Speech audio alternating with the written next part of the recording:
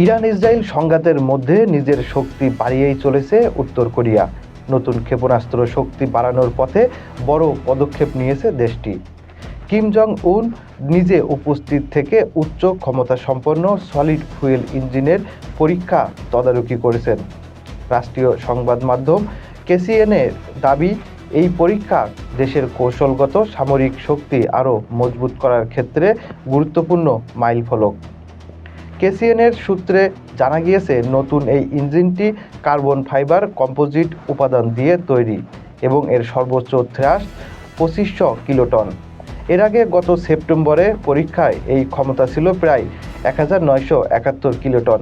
ফলে স্বাভাবিকভাবেই এটি নজর কেড়েছে আন্তর্জাতিক মহলে।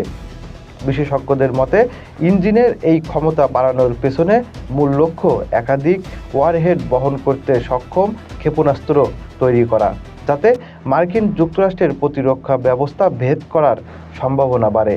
এই পরীক্ষাটি দেশের 5টি বছরের সামরিক উন্নয়ন পরিকল্পনার অংশ বলেও জানিয়েছে কেসিএন।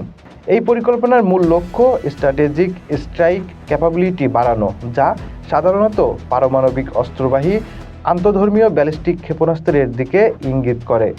উল্লেখযোগ্যভাবে শেষ কয়েক বছরে উত্তর কোরিয়া একাধিক আইসিবিএম পরীক্ষা চালিয়েছে, যেগুলির পাল্লা মার্কিন মূল ভূখণ্ডে পৌঁছাতে সক্ষম বলে দাবি।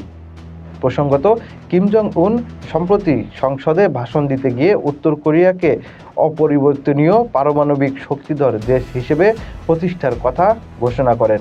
পাশাপাশি মার্কিন যুক্তরাষ্ট্রের বিরুদ্ধে রাষ্ট্রীয় সন্ত্রাসবাদ ও আগ্রাসনের অভিযোগও তোলেন তিনি।